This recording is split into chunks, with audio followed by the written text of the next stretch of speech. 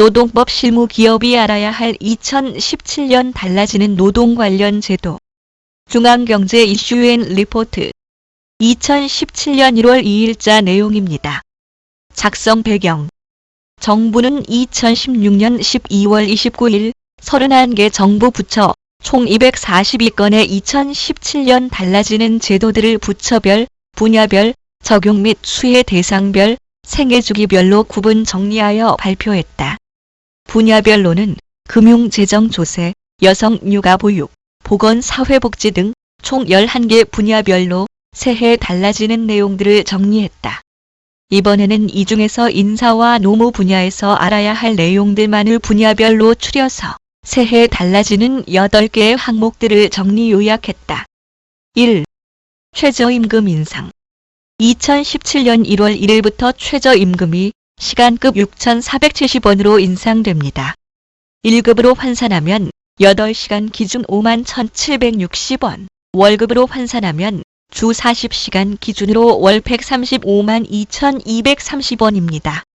최저임금의 적용을 받는 근로자는 근로기준법상 근로자를 말하므로 상용 근로자뿐만 아니라 임시직, 일용직, 시간제 근로자, 외국인 근로자 등 고용 형태나 국적에 관계없이 모두 적용됩니다. 다만 동거하는 친족만을 사용하는 사업과 가사 사용인, 정신장애나 신체장애로 근로능력이 현저히 낮아 고용노동부 장관의 인가를 받은 자에 대해서는 최저임금을 적용하지 않습니다. 또한 수습 사용 중인 자로서 수습 사용한 날로부터 3개월 이내인 자는 최저임금액의 10%를 감액할 수 있습니다. 2. 모든 사업장의 정년은 60세 이상으로 의무화. 2017년 1월 1일자로 근로자가 근무하는 모든 사업장에서는 정년 연령을 60세 이상으로 정하여야 합니다. 2017년 1월 1일부터 상시 300인 미만 사업장 및 국가, 지방자치단체의 정년 60세 이상 의무화가 시행됨에 따라 2016년 1월 1일부터 단계적으로 시행된 정년 60세 의무화가 모든 사업장에 확대됩니다. 경찰, 소방공무원 등 법령에 별도로 기급 정년을 정하는 경우를 제외하고는 모든 근로자들의 정년 연령을 60세 이상으로 적용됩니다. 만약 이러한 법적 의무에도 불구하고 근로자의 정년을 60세 미만으로 정한 경우에는 정년을 60세로 정한 것으로 봅니다. 3. 출산 전후 휴가 급여 상한액 135만원에서 150만원으로 인상. 출산으로 인한 여성 근로자의 이직을 방지하고 사업주의 여성 고용 기피요인 해소를 위하여 출산 전후 휴가, 유산, 사산 휴가에 대해 급여 지원액이 상향되었습니다. 2016년 출산 전후 휴가 급여 상한액이 135만원이었으나 2017년부터는 150만원으로 상향 조정됩니다. 대상은 출산 전후 휴가, 유산, 사산 휴가를 사용한 근로자이며 근속기간, 근로 형태, 직종 등에 관계없이 적용됩니다. 기간은 출산 전후 휴가를 통하여 90일, 출산 후 45일이 보장되고 다태아를 출산한 경우에는 120일, 출산 후 60일이 보장됩니다. 요건은 근로기준법 제74조에 따른 출산 전후 휴가, 유산, 사산 휴가를 부여받았을 것. 휴가가 끝난 날 이전에 피보험 단위 기간이 180일 이상일 것. 휴가 시작일 이후 1개월부터 휴가 종료일 이후 12개월 이내에 신청할 것 등이며 지급액은 휴가를 시작한 날을 기준으로 산정한 월 통상임금을 휴가 기간 90일에 대해 지원하며 최대 150만원까지 지원합니다. 다만 대규모 기업의 경우에는 휴가 기간 중 60일을 초과한 일수만 지급됩니다. 4. 출산 육아기 고용안정지원금 중소기업 지원 강화. 육아휴직 및 육아기 근로시간 단축을 부여한 중소기업에 대한 지원을 강화함으로써 육아휴직 제도의 활용 사례 확산을 도모하고 있습니다.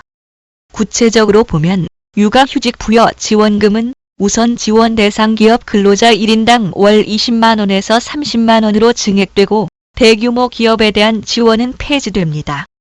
그리고 육아휴직이 최초로 나온 기업에 대해서는 1호 인센티브로 10만원을 추가 지원하여 근로자 1인당 월 40만원이 지원됩니다. 육아기 근로시간 단축은 우선 지원 대상 기업은 30만원에서 20만원으로 대규모 기업은 20만원에서 10만원으로 감액됩니다. 아마도 육아기 근로시간 단축이 어느 정도 자리 잡았다고 생각하고 지원금을 줄이는 게 아닐까 생각합니다. 대체인력 지원금은 그 지원기간을 대체인력의 인수인계 기간 2주를 포함하여 지원기간이 확대됩니다. 5. 외국인 근로자 과세 특례 세율 상향 조정. 해외 우수 인력 유치를 위해 외국인 근로자 과세 특례를 2018년 12월 31일까지 연장하되 과세 형평을 감안해 특례 세율을 17%에서 19%로 조정합니다. 이 개정 내용은 2017년 1월 1일 이후 발생하는 소득분부터 적용됩니다. 6. 중증장애인 근로지원인 물량 확대 및 임금단가 인상. 중증장애인 근로지원인의 물량을 880명에서 1000명으로 확대하고 시간당 임금단가를 6,300원에서 6,520원으로 인상하였습니다. 근로지원인 서비스는 중증장애인 근로자의 직업생활 안정을 위해 근로지원인을 사업장에 배치하여 근로자의 부수적 업무 수행을 지원하는 제도입니다.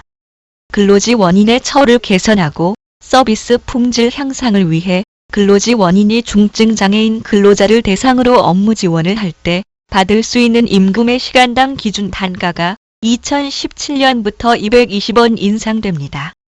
7. 소득세 최고 세율 인상. 소득 재분배 효과 강화 등을 위해 종합소득 및 양도소득 과세 표준 5억 원 초과 구간을 신설하고 해당 구간에 대한 세율을 40%로 인상하였습니다. 개정 내용은 2017년 1월 1일 이후 발생하는 소득분부터 적용됩니다. 월급쟁이들한테 세금 엄청 뜯어가는군요. 법인세나 올릴 것이지 말입니다. 8. 근로장려금 지원 확대. 근로장려금 산정액을 10% 수준 상향 조정하였으며 신청 자격 중 주택 요건을 폐지하고 근로장려금과 부녀자 소득 공제의 중복 적용을 허용함으로써 부녀자 소득 공제세액 상당액 50만 원을 차감하지 않고 지급하도록 하였습니다. 도움이 되셨길 바랍니다. 들어주셔서 고맙습니다.